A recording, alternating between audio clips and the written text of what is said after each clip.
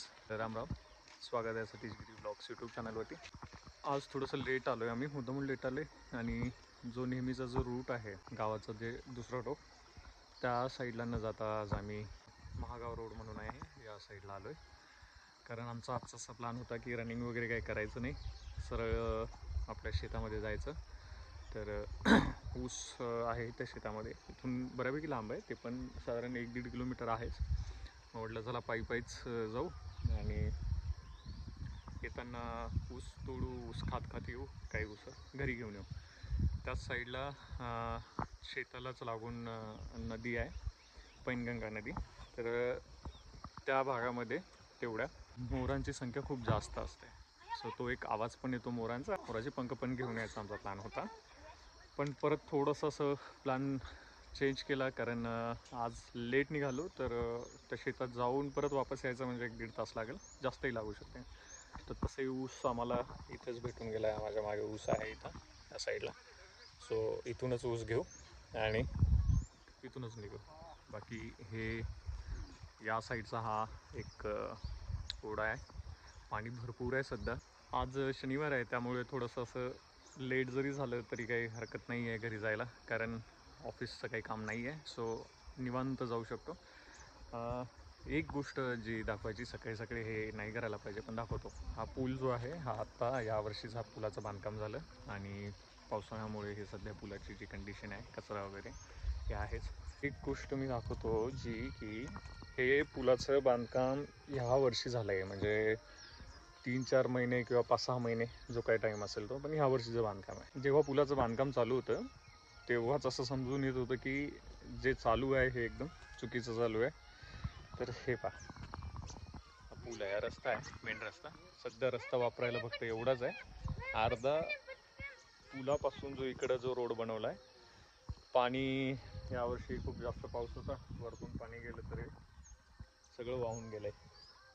तर जो बनवणारा असेल, इंजिनियर असेल, जो कॉन्ट्रॅक्टर असेल, त्याच्या डोक्यात हे यायला पाहिजे होतं की हा पूल जो आहे साधारण इथपर्यंत तरी बनायला पाहिजे होता. हे जेव्हा बनत होतं तेव्हाच लक्षात येत होतं. काहीच फायदा नाही बांधकाम करून, अर्ध तर यातलं वाहून गेलं आहे. रस्ता, हा पूल बनवला एवढा, पाणी इथून वरतून वाहून त्याच्यावरून गेलं आणि इथून हे डांबर टाकलं होतं. हे डांबर पण असं काही खास नाही आहे, म्हणजे थोडीशी एक डांबराची लेअर टाकली एकाच पाण्यामध्ये. हे यावर्षीच बनवलं आणि सगळं वाहून गेलं. एवढा मोठा खड्डा आहे हा. आता हा रस्ता असा जर बघायला गेलं तर बंदच आहे, तर एवढाच वापरामध्ये. आणि हे पण कधी जाईल माहीत नाही. किती मोठी रिस्क आणि काय चालतं आपल्याकडे. बाकी आजचं हे ढगं वगैरे बघा, 2 दिवस झाले इकडे थोडा हलका पाऊस पडतो आहे, त्यामुळे वातावरण सगळं बदलून गेलं आहे. थोडीशी ढगं वगैरे दिसत आहे, खूप छान वातावरण दिसतं आहे. इकडे आपली शेती आहे, त्या साईडला पण खूप मोर आहेत. इथे विहीर आहे, दुपारी इथे पोहण्याचा प्लॅन आहे. मोरांसाठी पण आम्ही परत दुपारी येणार आहोत. बाकी हा व्ह्यू एकदम सुंदर. आणि पूर्ण दाट असे बांबूचे झाडं आहे या साईडला, त्याच्यामुळे एकदम दाट दिसते. सध्या पाणी आहे, अजून दोन महिने तरी, 1-1.5-2 महिने तरी पाणी राहते या ओढ्याला.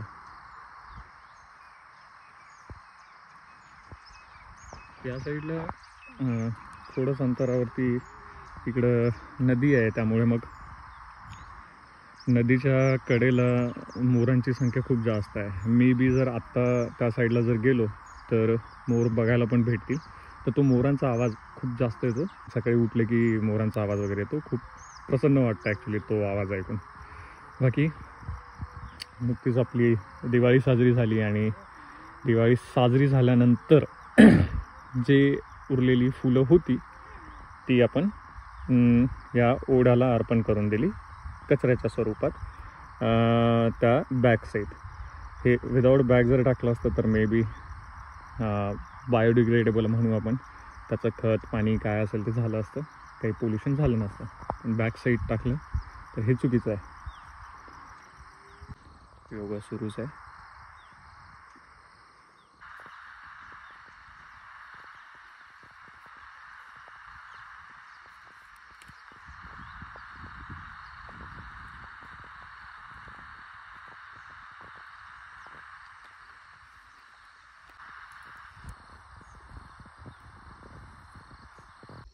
म्हणजे भारतीय लोकांचं जनरली असं असतं की ऑफिसवरनं आलं की आल्यानंतर थोडंफार खायचं आणि नेटफ्लिक्स अँड ऑल, लेट झोपायचं आणि मग आरामात लेट उठायचं. तर हे आपलं डेली रुटीन. त्याच्यानंतर मग सॅटर्डे संडे सुट्टी, तर त्याआधी फ्रायडेला मग लेट नाईट जागायचं, मूवी बघायचं, मस्त खायचं प्यायचं, शनिवारी परत आरामात उठायचं. असं एखादी काहीतरी प्रोडक्टिव्ह म्हणा किंवा हेल्थ रिलेटेड असेल किंवा स्पोर्ट्स रिलेटेड एखादी ॲक्टिव्हिटी असेल किंवा अजून ज्याला इंटरेस्ट आहे, ज्याने स्वतःला काहीतरी बेनिफिट होईल, असं कुठलंच काम आपली लोक करत नाहीत. असंच आयुष्य आपण काढतो. म्हणजे फिरणं वगैरे हे आपल्या बकेट लिस्टमध्ये नसतंच. आणि असंच आयुष्य करत, पैसे जमा करत, जेव्हा रिटायरमेंट होते, रिटायरमेंट झाल्यानंतर मग आपल्या हातात ₹1सुद्धा नसतो आणि सगळं जे काय असेल आपलं ते आपण सगळं हँडओव्हर करून देतो आपल्या पिढीला, लेकरं बाळं वगैरे ह्यांना. स्वतः आपण काहीच जगत नाही, स्वतःसाठी आपण काही करत नाही. आणि त्यानंतर रिटायरनंतर तर मग आपलं असतंच की आता काय करायचं, म्हणजे आपल्या जे काय करायचं होतं लेकरं बाळं वगैरे यांच्यासाठी झालं, सेट झालं सगळं, पैसा वगैरे सगळं देऊन द्यायचं, बिलकुल काही राहत नाही, मग फिरायचं काहीच नाही. पण याचा उलट जर बाहेरच्या देशाचं जर बघितलं तर ही लोक एवढे खरंच प्रोडक्टिव्ह असतात ना. म्हणजे मी काय तिथे जाऊन आलो नाही, पण जे व्हिडिओज वगैरे हे याच्यावरनं सांगतोय मी, म्हणजे यूट्यूब असेल, इन्स्टा असेल, त्यावरनं सांगतोय की ही लोक. आणि मी आत्तापर्यंत जिथे समजा फिरायला गेलो तिथे पण बाहेरच्या देशातली लोक भरपूर दिसतात. पण ह्या लोकांचं मस्त असतं, 5 दिवस काम करायचं, ज्या दिवशी काम करतात त्या दिवशी पण एखादं कुठला तरी ज्याच्यात त्यांना आवड असते तो, त्यांची ती हॉबी ती जोपासतात. म्हणजे ती ॲक्टिव्हिटी ते डेली करणारच. याच्या व्यतिरिक्त सॅटर्डे संडे असेल तर सॅटर्डे संडेला पण मग लाईक जॉगिंग असेल, मॅरेथॉन असेल, सायकलिंग असेल, एखादा स्पोर्ट्स असेल, तर ह्यातलं कुठलं ना कुठलं तरी ती लोक त्यांचा तो छंद ते जोपासतात. आणि जेव्हा रिटायर वगैरे होतात, रिटायर झाल्यावरती मग खरं आयुष्य परत तिथून वर्ल्ड एक्सप्लोअर करतात, वेगवेगळ्या देशामध्ये फिरायला जातात, किंवा मग त्यांना जे आवडतं तीच ॲक्टिव्हिटी परत ते कायम ठेवतात. तर हे झालं खरं आयुष्य जगणं. बाकी त्यांच्या इकडे काही अशी कॉन्सेप्ट नाही आहे आपल्यासारखी की बाबा सगळं कमवायचं आणि लेकरं बाळाला देऊन द्यायचं आणि मोकळं व्हायचं, काहीच करायचं नाही. आपल्या इकडे ह्या कल्चरलच डिफरन्स म्हणू शकतो आपण. जेव्हा असा टाईम भेटतो किंवा सुट्टी काढून, मी बाकी कुठे असं सुट्टी घेत नाही, पण स्पेशली फिरणं वगैरे असेल तर फिरायसाठी सुट्टी घेऊन मी जातोच. सो येणारा डिसेंबरमध्ये पण एका हप्त्याभराचा माझा प्लॅन आहे. ज्यावेळेस बघू काय कुठे जायचं ते. तर लोकेशन अजून फिक्स नाही आहे, पण सुट्टी टाकून ठेवली. बाकी सध्या हे माझ्या मागचा व्ह्यू एवढं भारी दिसत आहे, एकदम भारी. आज म्हणजे आकाशाचे सगळे कलर्स आपल्याला इथं बघायला भेटत आहेत. ठीक आहे, आभाळ असल्यामुळे ढगं, काळ्या कलरची ढगं, आणि नेमकंच आता सूर्योदय होईल तर तो ऑरेंज कलर पण दिसतोय, आणि पांढरं खाली या साईडला जमिनीचा हा कलर. तर हे खूप मस्त असं हे वातावरण आणि खूप मस्त असा हा व्ह्यू दिसतोय इथनं. पुढच्या काही मिनिटात निघू, ऊस घेऊ, खात घरी जाऊया. अरे आर्यन, तू हागरासन करून आला का नाही? नाही का, गेला नाही का?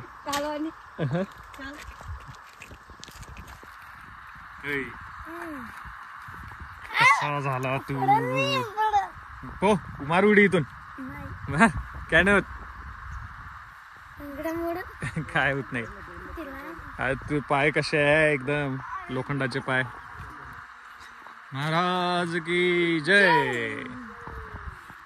वक्रतुंड महाकाय सूर्यकोटी समप्रभ. कसले चालले पाय नाही एका ह्याच्यात रांगमध्ये, ले लांब गेले ते. अजून घ्या, घे गाडी, नंबर प्लेट पण नाही, काहीच नाही. चल उचल. नवीच आहे, तेच म्हटलं, दिवाळीलाच उचललेली आहे. आणि काही नाही, हँडलला झटका मारला की तुटते ते. आले ते पोरं. कसलं दिसत आहे याच्यामध्ये क्लास मिनी स्वित्झर्लंड. म्हणजे गाढवं चरत होते सगळं होतं असं आपल्या. फक्त चंद्रावर डाग तसा आपल्या मिनी स्वित्झर्लंड मध्ये मोठा खड्डा बघ रे. इथून डायरेक्ट खाली इथं जाते पाण्यात माणूस निघते.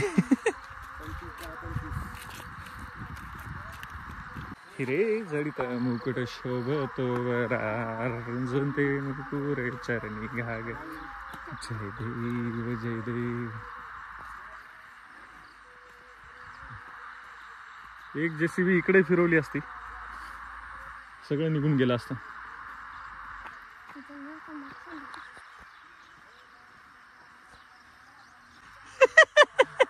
नाही हे नाही टाकता येणार. आता याला एवढ्याला म्यूट करायला. अरे ओजस शेत आहे बरं का. चला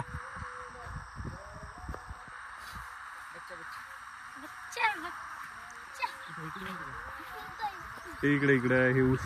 हा याच ऊसाकडे चोर काहीचे ऊस चोर टोळी आलेली आहे. चोर टोळी.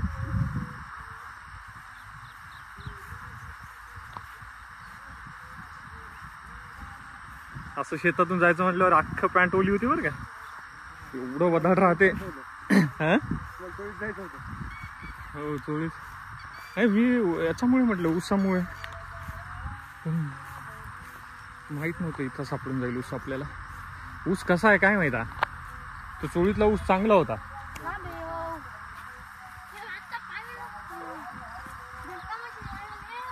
कुठं नाही रे.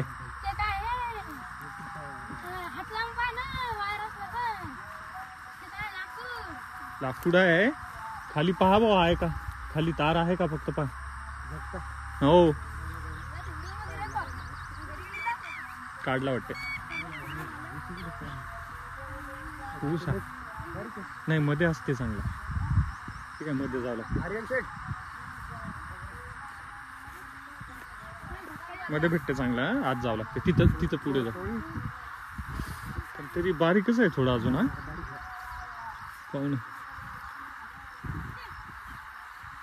ऐका रे काय नाही दिसायला. हवाला मस्त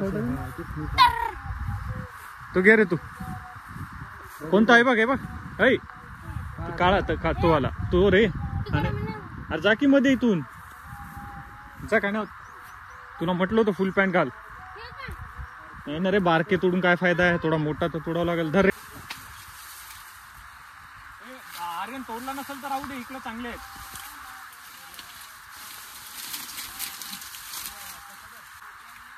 पाणी जास्त झालेलं आहे. पाणी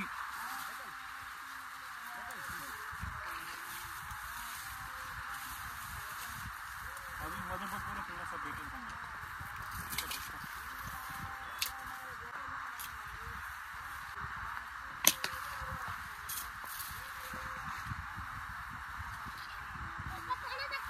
चांगला बघ रे मस्त भेटतात चांगली.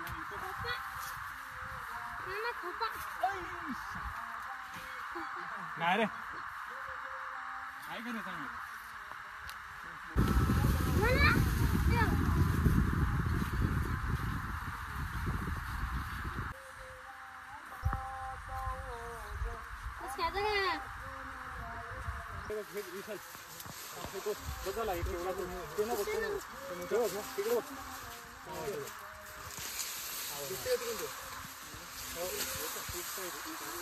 चलो बस झाली. 4 ऊस तोडले. बस झाले. आजचं होऊन जाते.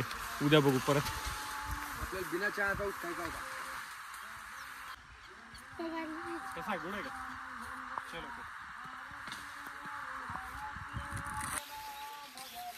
धरणावर तोडून कोलगेट स्ट्रॉंग टिप का.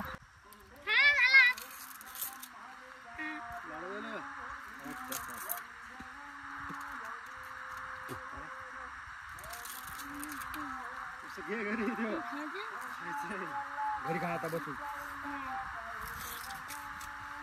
चांगलं गोड मी काय जातो हागंदारी खातो.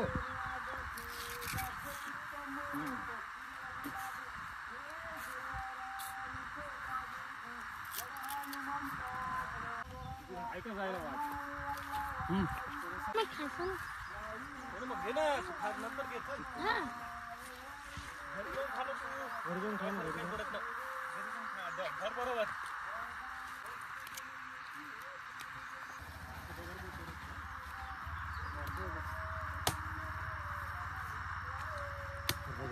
मेहनतीचं फळ गोड असते.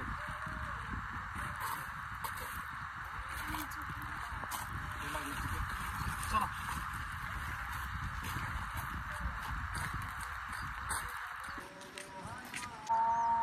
व्हिडिओला लाईक करा, शेअर करा आणि जर चॅनलला सबस्क्राईब नसेल केलं तर चॅनलला सबस्क्राईब करा. विसरू नका. भेटूया पुढच्या व्लॉगमध्ये. धन्यवाद.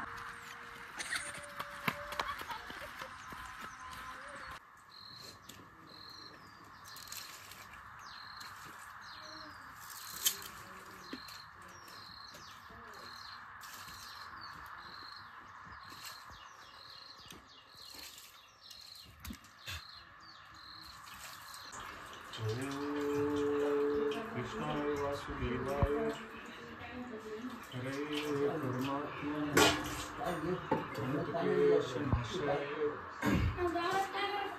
गोविंदाय नमो नमः.